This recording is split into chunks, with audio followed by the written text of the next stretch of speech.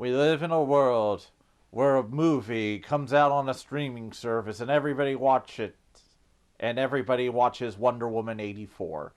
Wonder Woman 1984 is the movie I'm going to be reviewing today because it's a comic book movie. I'm a comic book fan. Of course I'm going to do this. You have to play to the favorites, you know? And Wonder Woman 84 has gotten a divisive outlook on it. I'm going to talk about it. I'm not going to be overtly negative about it. Look, there are plenty of things I don't like about this film, but there are some things I do like about it too. So I'll talk about it. We're going to get started here. Let's roll. And the first thing we're going to tackle is the Wonder Woman problem. Alright, let's explain what the Wonder Woman problem is. And a lot of people who aren't comic book fans or in the know probably don't know this. To a lot of creators, Wonder Woman doesn't have a great story. That's not true, but to a lot of people, that is the case. There's no Dark Knight Returns for Wonder Woman. There's no All-Star Superman. There's no Master Planner saga for Wonder Woman. A lot of the major comic book characters have that big era-defining comic book run that changed everything everywhere. Daredevil, X-Men, hell, Green Lantern. Like, there are so many superheroes who actually have that run. Wonder Woman has never gotten that run. At best, she's always kind of had like what we like to call about a B-tier run. To at least some fans. Now, I would argue that Wonder Woman has a great run. George Perez's run from the 80s is actually really good. It builds up a consistent mythology for her. But again, the problem is that there is a perception that she doesn't have a great story. And so writers tend to overthink it with her. Or they tend to throw away everything. Or they tend to do whatever the hell they want to basically make the best story. And Wonder Woman 84 presents what I like to call giving Wonder Woman something she didn't have. And what did Wonder Woman not have, actually? Well, she didn't have a Christopher Reeve Superman film. Now you might be going, why is that important? Well, let me explain. Wonder Woman 84 takes place in 1984 specifically. It's of that time. Now, it's not everything about the film, but you also have to think about what movies were around at the time. And also, here's something to note about the film. Patty Jenkins was born actually in 1971. Now, why am I bringing up the director's age? Because in 1984, she would have been about 13, 14. And what did little girls... Well, here's the thing. What did teenage girls not have? They didn't have a superheroine movie. And that's kind of what Wonder Woman 1984 is. It's meant to fill a gap that, well, that's there. Wonder Woman didn't have this big Richard Donner Superman film. And the thing about Wonder Woman 84, it has a unique fairy tale logic that is in those Donner films. You see, Donner films are not really traditional Superman movies in a lot of ways, or at least, I shouldn't say they're maybe not traditional Superman movies, but they're not traditional superhero movies. They might have created a lot of the tropes, but if you go back and watch them, they're more like movie fantasy versions of Superman. And they're a little more whimsical in a way. Like, look, those movies are famous for Superman spinning the Earth around and causing it to go back in time. According to the director, that was meant to be a visual thing and not actually what happened, but you get the point. Those movies operate on a kind of romantic fantasy logic. One of the famous scenes in those films is Lois Lane and Superman flying across the sky together on a date. They're very romantic, they're very fantasy-ish. And Wonder Woman tries to get that across. And that's what it's really going for, I feel. Now, that doesn't mean you have to like the movie. I'm just saying, I get what it's going for. Just because you know what something's going for doesn't mean you like it. It means that you kind of are understanding why this might not have worked. Now, let me explain why Wonder Woman operates on a fantasy logic in comparison, specifically 84. You see, in the Superman Donner movies or the Christopher Reeve series, oftentimes he was fighting not really explained stuff. Look, the Phantom Zone prisoners, they were in a freaking mirror that trapped them there. That's not really traditional science fiction, you know? That's more like fantastic. Wonder Woman kind of operates on that logic because the central plot MacGuffin is literally the monkey's paw. Okay, it's not an actual monkey's paw, but it's a wishing rock that often has a downside when you make the wish. That is the major plot of the movie. Wonder Woman finds this wishing rock and it causes a bunch of problems because people are making wishes on it. And that's the major plot of Wonder Woman 1984. A magic wishing rock is causing problems, and it's up to Wonder Woman to solve it. And this is where we get into maybe why it's not a traditional superhero film. And why I think some audiences are not really gelling with it.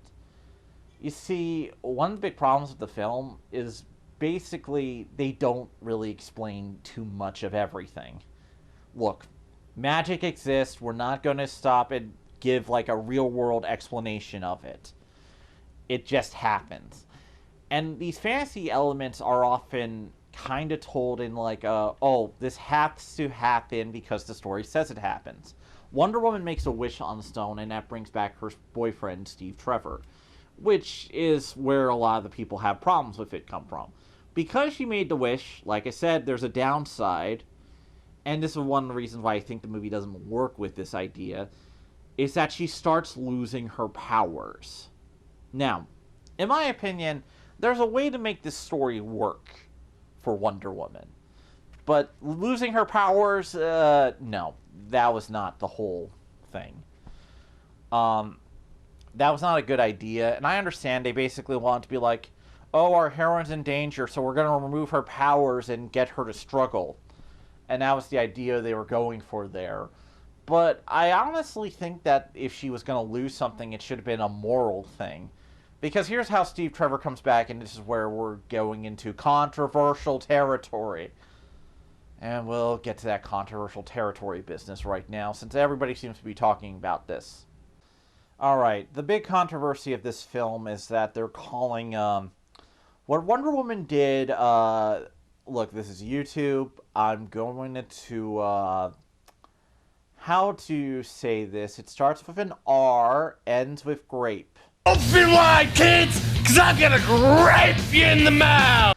You see, Steve Trevor comes back and he possesses a dude. Wonder Woman ends up sleeping with Steve Trevor in this dude's body. And so, a lot of people are saying, this Wonder Woman is now, it rhymes with therapist. We're gonna go there. We're gonna go there. Now, my opinion is, this is one of those plots that wasn't well thought out. Like I said, this movie works on a very strict fairy tale logic. You're not supposed to ask this question, and the movie doesn't even try to think about this question. And honestly, look, I'll say this about the movie, is if you're willing to buy into some of its BS, it's actually kind of fun at points. But let's go into this whole thing. The movie really wants to have this romantic Steve Trevor stuff, and that is a lot of what takes up the film. It's Wonder Woman being in longing for Steve Trevor to be back. It's wanting to be there. Oh wow, Wonder Woman's a feminist superhero, and it's all about her dude. I'm gonna leave that there for a bit. The movie is meant to be this kind of tragic romance aspect to it. And they do kind of touch a bit on the whole thing. I remember, like, I heard about the spoiler before I went in. They at least mentioned Steve. Okay, one thing is this. Steve does mention, yeah, I'm taking somebody's life. That's a bad thing. I should mention that this was after they slept together, so, you know, it's about them slowly coming to realize they're terrible people. Again, this is a controversial thing. Look, I'm going to say this. There's always one part of these films that becomes infamous. One thing about comic book films when they're adapted is, I'm just going to say this. Just because you're adapting to another medium doesn't mean they won't add something that is equally shitty. Because, look, you can't blame this subplot on the comics. What's that? This is based... No. This movie is based on some comic aspects, but it's entirely original story. They did not have to write this. This was all Patty Jenkins and Jeff Johns. They're the people who wrote this. This was them. You can't blame this on the comics. This was never in the comics. And so I note that because a lot of people often look down on the comics because it's like, oh, this entirely ridiculous scenario happened in the comics, so the movie had to do it or something. Movies don't have to do anything. Comics don't have to do anything. A story has to be judged by what it does or what it doesn't do, and this entire sequence is a bad idea. Now, I kind of do enjoy the movie, but this will definitely sour some people on it. And I think one of the aspects this movie is also going to have problems with are the villains. Now, I'm going to talk about the villains here because they're controversial in of themselves. I think they do work to an extent, but we'll go over them. Let's talk about Maxwell Lord and the Cheetah.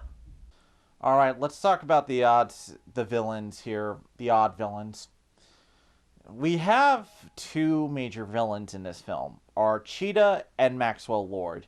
Let's go over Cheetah since that's the one people are going to know. You saw her in Super Friends. You probably know, she's probably the only really iconic Wonder Woman villain. Maybe Giganta if you're into that. And you know what I mean by that. So we finally...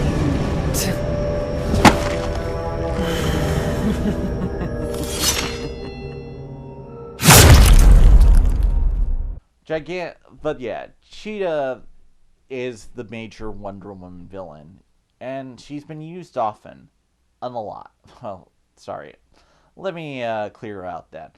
Cheetah is an interesting villain. This is mostly based on the 1980s version of her, Barbara Minerva, and Barbara's entire motivation was to become the biggest badass in the world, and I'm gonna use these Cheetah God powers to become more powerful than anything. And so she did. You are the Puma Man. In this one, she literally wishes it on a rock, and what she loses is her empathy, and that's how she becomes a supervillain.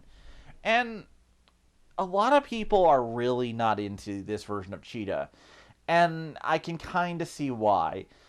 She reminds me of a lot of what is a weirdly odd villain trope in movies where a lot of these villains start out as weird nerd people. Like Jim Carrey's The Riddler and Jamie Foxx's Electro are the ones I'm thinking of right now. And they become these supervillains who are obsessed with the hero and proving that they're better than the hero. And I'm not really into these character archetypes, mostly because, look, the thing about supervillains is that it's good to have variety in them. Riddler should be obsessed with trying to prove he's better than Batman. Not necessarily I want Batman to love me. I want Spider-Man to love me. I want to be, And Barbara Minerva's entire arc is a little bit undercooked, I feel. I think that they really want to go with she was a sympathetic person. Oh, look at how weak she was, and now she's strong and getting corrupted. But there's a couple reasons they falter on it. One aspect is that at one point she beats up a guy who was catcalling her and nearly raped her. The problem with Cheetah specifically has to mostly do with, well, we're kind of meant to be sympathetic, but they never really go too far with her. They never really explore her, and she's really so obsessed with Wonder Woman that she's not really a character beyond it. This is in contrast to the comics, where Barbara Minerva is really her own person. She could care less about Wonder Woman if she wasn't in her way all the freaking time. And it often made her dangerous because it's like, yeah, I'm going to do everything to be as ruthless as I can to her. And it was this fascinating character. If you really want a good version of her, I would really recommend the George Perez 80s comics, which hopefully you'll be seeing an image of. And that's not the only case. We also have Maxwell Lord. And I'm going to say this. I actually really like Maxwell Lord, but it's also because I'm a comic book fan that I kind of do.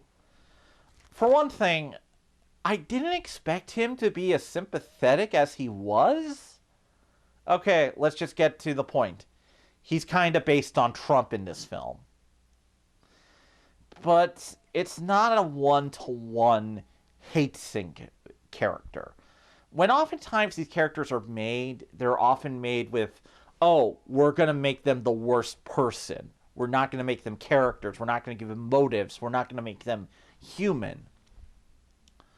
This is a case where they do a lot of things to make him human. For one thing, he has a son he cares about, that he's trying to get a better life. They give him a backstory where apparently, like, the guy, I don't know if they say what his nationality is. He's played by the actor of The Mandalorian, whose name I totally forget. Sorry, I know it's Pedro Pascal. He's a really good actor in this. I know he's hamming it up. He's actually reminds me a lot of Gene Hackman's Lex Luthor, actually, in how over the top he kind of is. And that's kind of what I think they were going for. They, like I said, this is very much the Donner Wonder Woman film that didn't exist. In fact, like, a lot of the imagery reminds me of it, from, like, the laser effects to the music. And Maxwell Lord is played like this, but he's given a sympathetic backstory where he was an immigrant who tried to make the American dream, had it happen, slightly corrupt, but really cares about his son, and just gets in way over his head using this wishing stone. You see, in the movie, he actually uses the wishing stone to,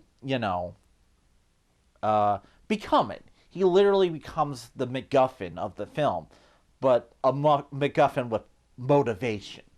And it causes all these problems across the world that Wonder Woman has to stop. So, that's kind of what the movie is. And like I said, I actually really do like Maxwell Lord. I think the problem with the film is, well, what you have when you have too many villains in a film. One gets the short end of the stick, and Cheetah, unfortunately, is the one who I felt got the short end.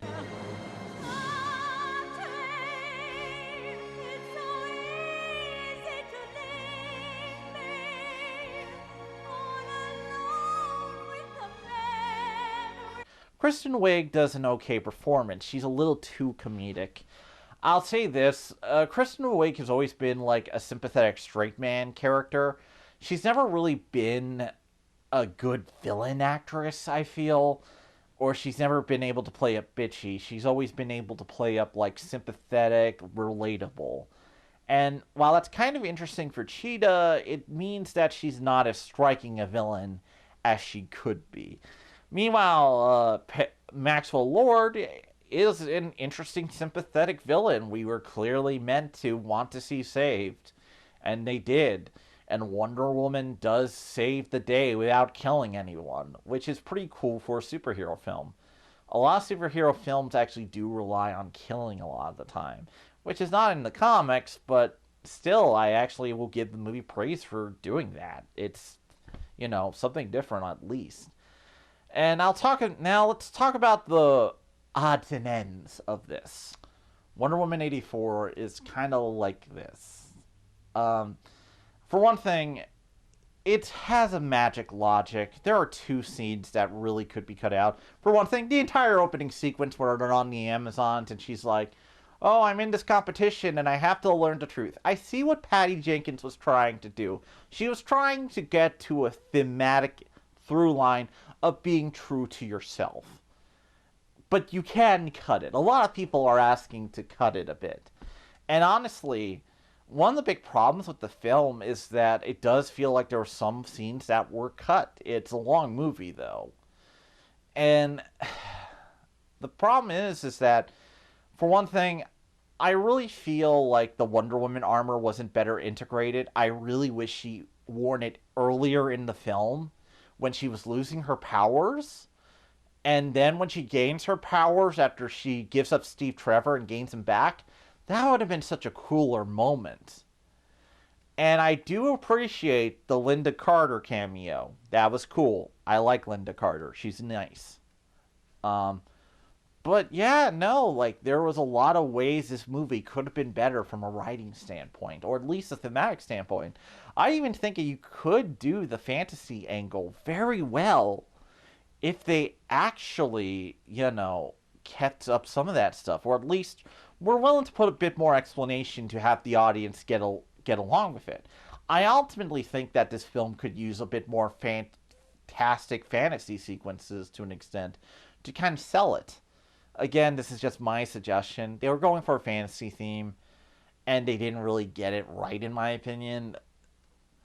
But it's still enjoyable. I would say at least watch it once, and if you do, find the scenes you'll like and watch them on YouTube later.